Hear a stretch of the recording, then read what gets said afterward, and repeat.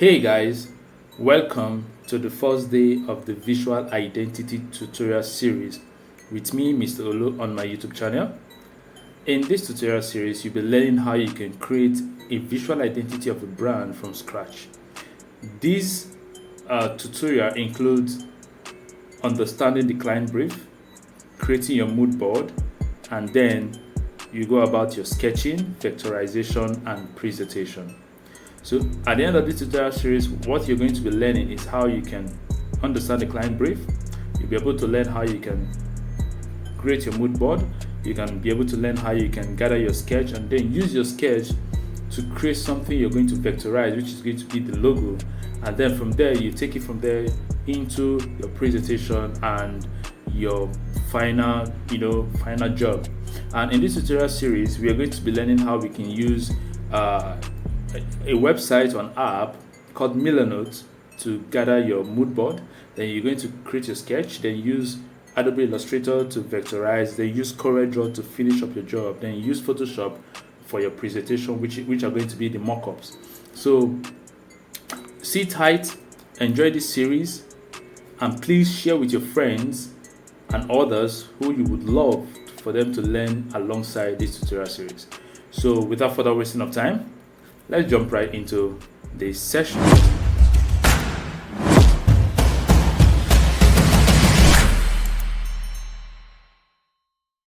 Right here, we are in my mood board. We are currently in my mood board. Now, I'm going to give you a rundown of what the clients are and what they want, and briefly use my mood board to explain to you guys how you can get yours, okay? Or how to understand it. So first of all, we have here with us, we have that the brand is called Epic Patterns, okay? They are an antique shop that deals in the buying, selling, importation, and exportation of rare artifacts of ancient Greek, okay? Now, we all know what artifacts are. They are those rare things that were used in the ancient times, but in this case, they are more specific to the Greek, let's call it the Greek geography. Let me put it that way. Their geographical audience, or let's say they are more attached to the Greek aspect of things. So they are an antique shop. An antique shop is a place that sells rare things. They sell precious materials. So they deal in the buying, selling, importation, and exportation of rare artifacts of ancient Greek. Now they gave us the due date of the project to be 28th of February 2022, which is today, which is where the whole tutorial is starting. So now they gave us our brand values, okay? And our brand values, they say they are modern, they are sophisticated, they are bold, they are friendly, they are elite, and they are eccentric. Okay, so this is their brand values. So going further, you could see that this is my mood board. Just so you know, I was able to get together this mood board from an app called Milanote. Okay, the link on where you can access your creative free account on Milanote will be linked in my description below. And please, this is not a sponsored video, it's just me. I love this website. I use them a lot to gather my mood board, to get my creative ideas out there, to let's say it's sort of a way of me easily getting my creative journey started when it comes to brand identity or visual identity design, or even logo design in general.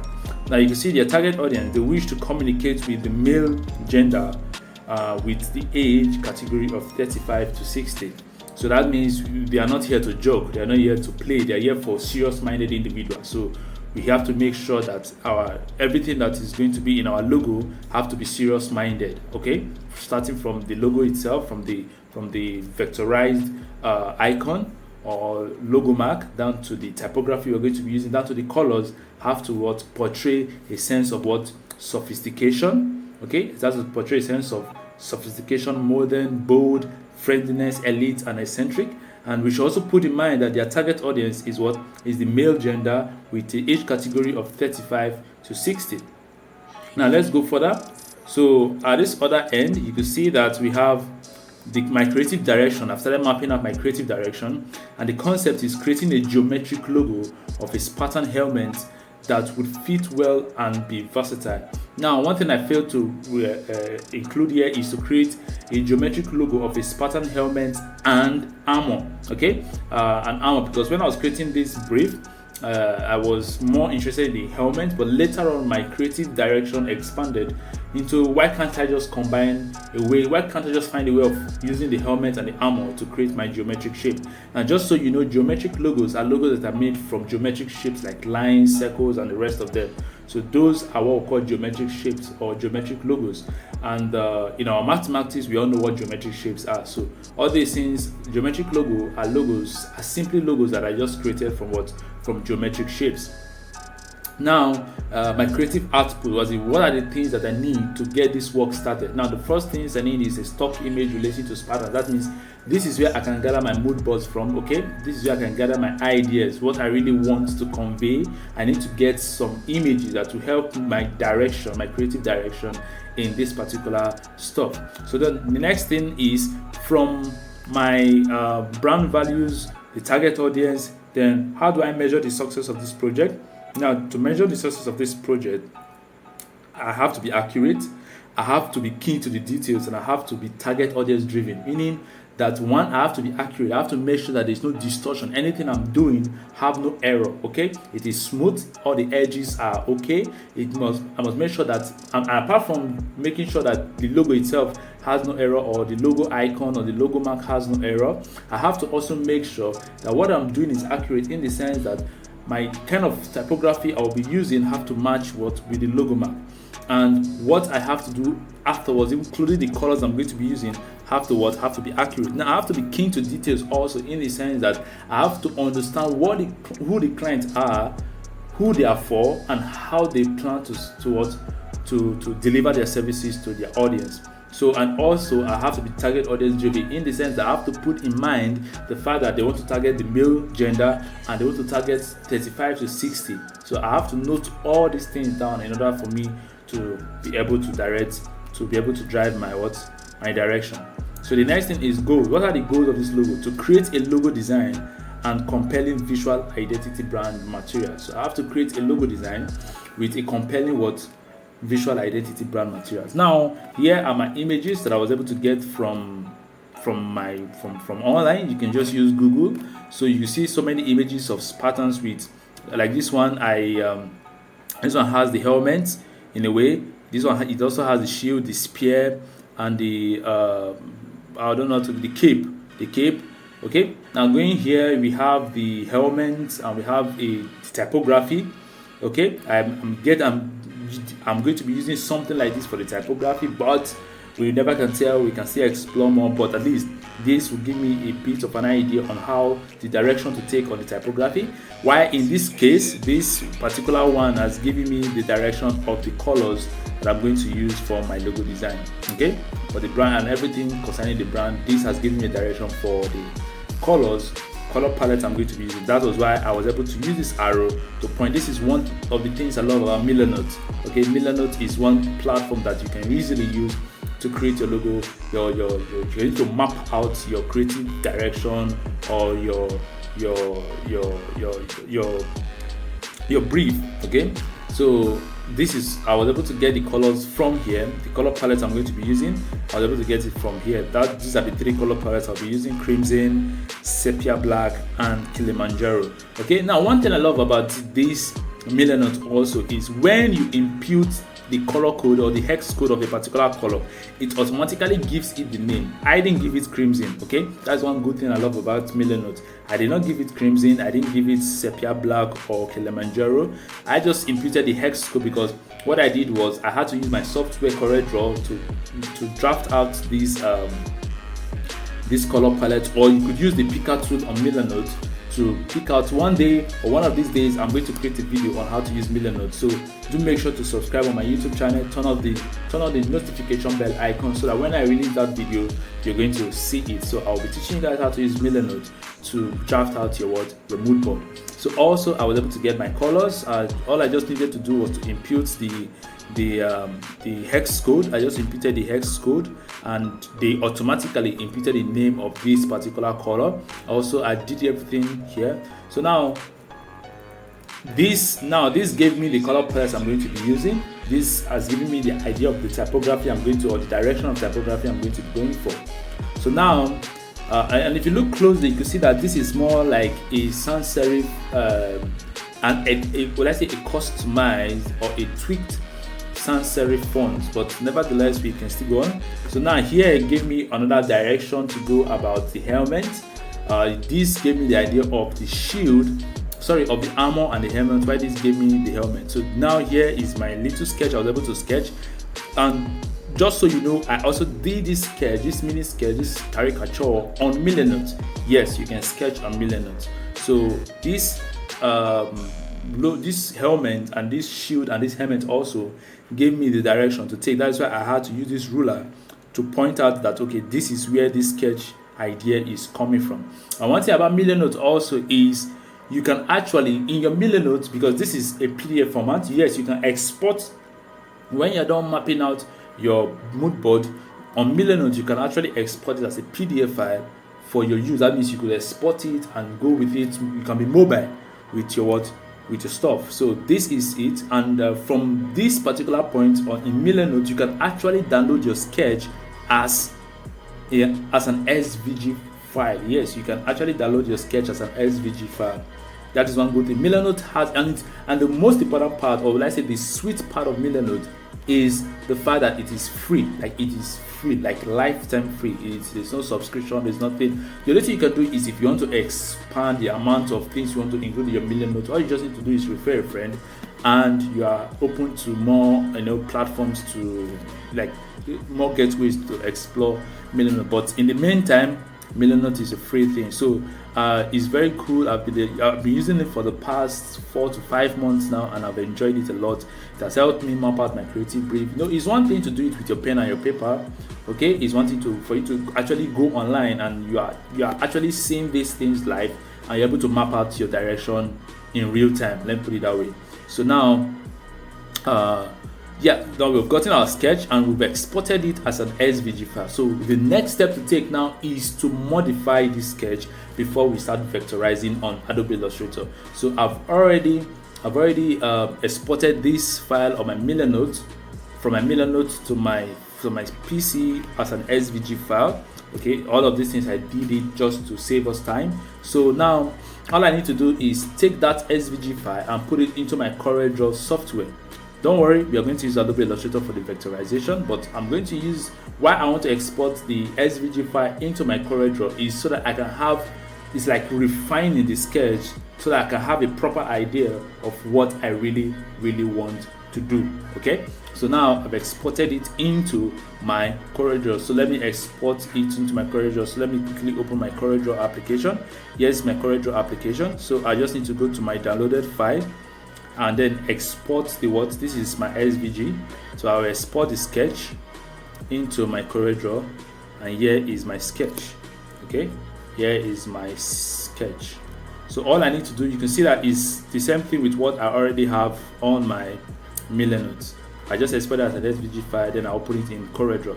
So now it's on CorelDRAW. All I need to do is now to find a way to modify it. Let me just have an idea of the geometric direction I'm going to take.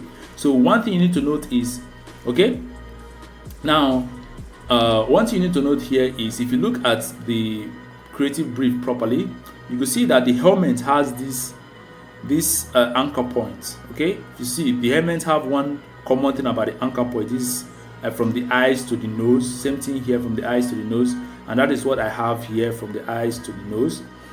Okay, and also here to the nose. Then if you look at the armor very well, we have this curved aspects right here. Just follow the way my mouse is moving. We have my mouse pointer. You have this curved aspect by the side, by the left and by the right, which gives out this curved aspect. Then we have this waistline area, which also gave us this waistline area. So that was how I was able to get my sketch from. Okay, so you can see I was able to combine the helmet and the armor to get what I really want. So we have here, and this place as the helmet. Then we have this part as the armor. So now combining both, I now have to go back to my CorelDRAW, then find a way to create a more refined element before I start vectorizing on Adobe Illustrator, so I just have an idea. So one thing you need to note is one common thing among all of these things is they are all curved. Okay, if you look at it very well, they are all curved. That means what I need to work most with is circles. So I'm quickly going to lock this.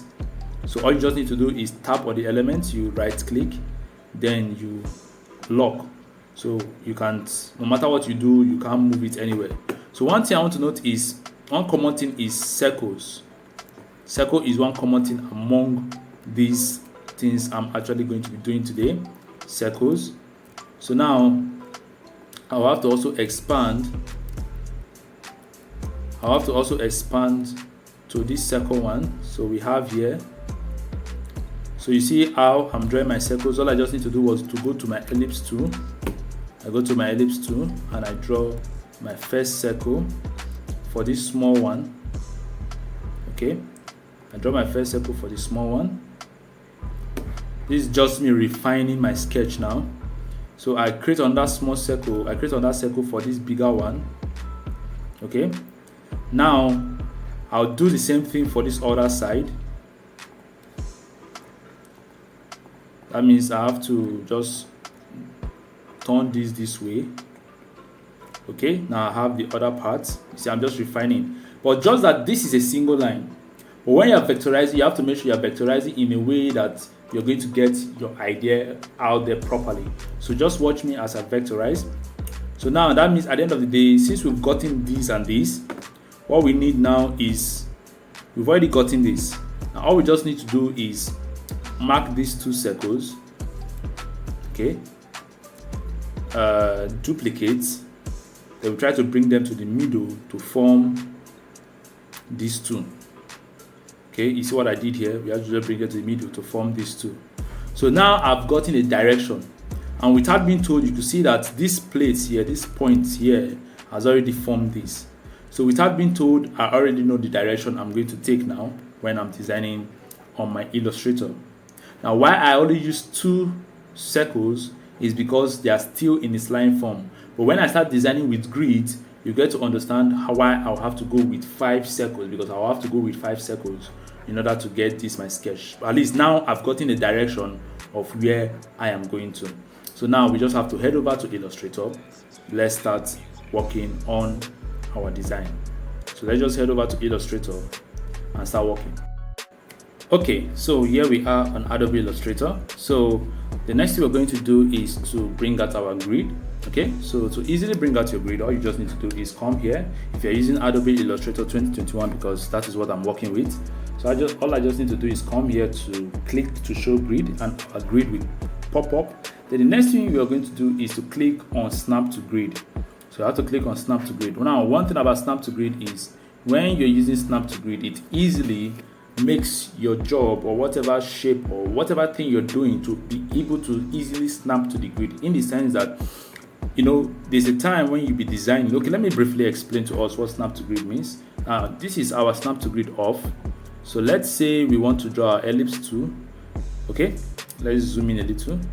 So let's want to draw our ellipse tool. You can see that we could easily just bypass things, as it will make it difficult for us to be able to get what we want exactly the way we want, because we can't easily, everything just smooth. Okay, but when your snap to grid is activated, okay, when snap to grid is activated, now you see the difference.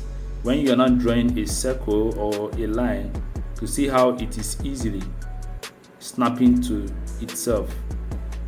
Okay, you see how easy it is to snap to itself. So that is one of the reasons why snapping to grid is very, very important. So now our snap to grid is activated. So all we need to do is to go to where our shapes are and choose the ellipse tool, or you can just press your L on your keyboard. Okay, so now let's zoom in. So what you need to do is to press Ctrl+ to zoom in. So now what we need to do is to draw our very first circle, since we've already had an idea. So we draw our first circle. Okay, now one thing to do is, once you've clicked on your ellipse tool, you need to come to your appearance and click on none or empty or whatever. Make sure that it's empty. Let the inside be empty. So let's go back to our ellipse tool. Then we select and then we draw our first circle. Then we have to keep on drawing. Like I said, we're going to be using 5 circles in this case. So we just press Ctrl C and Ctrl F to paste in front. Ctrl C to copy, then Ctrl F to paste it further. We drag to the next grid, dimension. Ctrl C, Ctrl F. So we have to do it for 5 circles. Then Ctrl C and Ctrl F. We do it again for another 5 for another circle. That is 1, 2, 3, 4. So the last circle now. Ctrl C, Ctrl F. Then you draw till you get what you want. Now we zoom out. Now we've gotten this our first set. So the next thing we're going to do is we're just briefly going to drag it this way till it gets to one of the edges. Then we drop. Okay, so now we are going to make a duplicate of this particular circle or this group of 5 circles we've done. So all you need to do is to select all of them, then you drag using your shift till you get to the edge. Then you press your alternate key to create a duplicate. Okay, it's not well aligned, so we just drag till we get to the edge and then use our alternate key to create a duplicate. Now we have a duplicate. Okay, so the next thing we are going to do is we are going to select one of them, like one of the group. Okay, then you're going to bring it to the middle. You're going to bring it to the middle. Okay, you're going to bring it to here. Then you press your alternate key to make another duplicate. Now we have our circles with us. So now you can see how the thing properly aligned. Now you can see how it's properly aligned. Make sure that when you're doing yours, let it align to the 3rd line here. Okay, let it work with the 3rd line. So now we've created our lines or our circles to form our stuff. So the next thing we're going to do is you're going to go to our shape tool, then bring our line segments. So we're going to line up the top part. Okay, we're going to line up the top part. So we are briefly going to bring this here to this other one. You press alternate, then you can now duplicate with Ctrl D. You can duplicate with Ctrl D. So we can just duplicate the last one and leave it here. So we're going to draw the next one, which is going to be by the side to get our stuff rolling. Like I said, once you have the idea and you master your tool, it won't be difficult anymore for you to get what you want to do. So all you just need to do is we now drag this line we've created here. We drag and make a duplicate by this other edge. You see why snapping to grid is very, very useful. So now we've created this. Now what do? It's now time for us to vectorize. Okay, all these processes are ways of us mapping out our grid. Now it's time for us to what? To vectorize. So to vectorize, all you need to do is first of all select everything. Now you go to your shape builder tool here, your shape builder tool. You can use Shift M. Okay, Shift M. Then when you use your Shift M, you can see what is showing now. This is your shape builder tool that helps you to vectorize. So the next thing you're going to do is now you change your fill to what? To black. Change your fill to black. Now let's vectorize. So remember what we are trying to create here. Okay? If one thing about logo design is we are humans, we are bound to maybe miss an idea. So if you think you're missing an idea, all you just need to do is to go back, look at what you're doing, and then maybe come back to your vectorization. So now this is what we are trying to create. So now all we need to do is go back to our Adobe Illustrator, and then we start to vectorize. So all you just need to do is now you've selected your shape builder tool and you've changed to the fill. Is one other thing you can do is to another thing you can simply do is the shortcuts to our shape builder tool. The shortcut to our shape builder tool is Ctrl Shift M. Okay, you can use Shift M for your shape builder tool. You use Shift M for your shape builder tool, then use Shift X, Shift M, Shift X to change the fill to black. You see what I did? Shift M, Shift X to easily change the fill to black. That is the shortcut. So now we've done it. Now it's time for us to use. One thing to note is you have to highlight it first. Highlight what you're trying to vectorize. Then use Shift M and Shift X and you change the fill to black. Now we vectorize this part. What you just need to do is drag. Okay. Now we've gotten this part. Now let's do the same. Whatever you do to the left, you do to the right. Now we've gotten this part. So now the next thing you're going to do is you're going to just drag on this area to get to this point. Make sure everywhere is what is well vectorized so that you don't end up having a problem at the end of the day. That was a mistake. Make sure everywhere is vectorized. Then you do the same to this side. Like I say, whatever you do to the left, you do to the right, and you have to be very, very careful so that you don't end up vectorizing where you are not supposed to vectorize. Now we've done it. Like I said, whatever you do to the left, you do to the right. So the next thing you're going to do is to vectorize this part to create this downside we are talking about. To create the downside we are talking about. So now you do the same again. Now for us to now create the nose area, all you just need to do is mark here.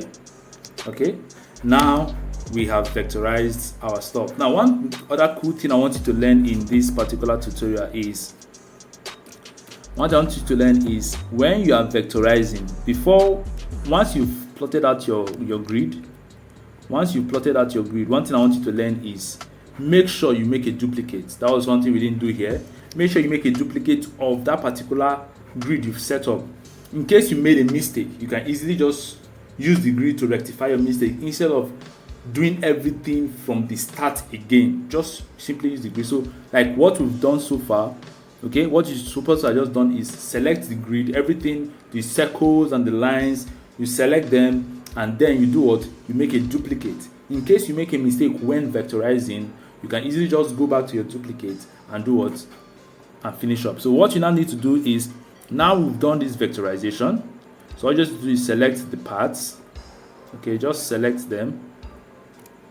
Then you can use your Ctrl X to remove them. Then you select this, you delete, then you paste. You can group it if you want, and then you have our vectorization. Now our vectorized stuff is ready. Now we've created our what? Our logo mark. We've created our logo mark, simple, straight from the point of using our brief. We've been able to create our logo mark. So in our next tutorial, which is going to be the day 2, we'll take this file on Illustrator. You see how it is very easy to open an Illustrator file on CorelDRAW. So we're just going to simply open this file. So let's save it first. So you're simply going to just save this file as an Illustrator file. So you're going to save this as Epic Spartans logo mark. So we are going to just save it. So you can see, just click on OK. So you wait for some minutes, then it saves here. So now you've saved it. In the next tutorial session, all you just need to do is you just have to open this our Illustrator file on CorelDRAW, and from there we can then do the final colorization. From there we pick up the fonts and do the remaining part of it, and then in our last class we'll go over to the presentation and how to use mockups. So thank you for watching. If you enjoyed this video, please make sure to like, comment what you've gained so far in this tutorial series or this tutorial video, or what you've gained from my YouTube channel in general, and don't forget to subscribe and share with your friends so that they too can learn as you're learning. So until the next class and until the next time, stay safe and stay healthy. Catch ya. Peace.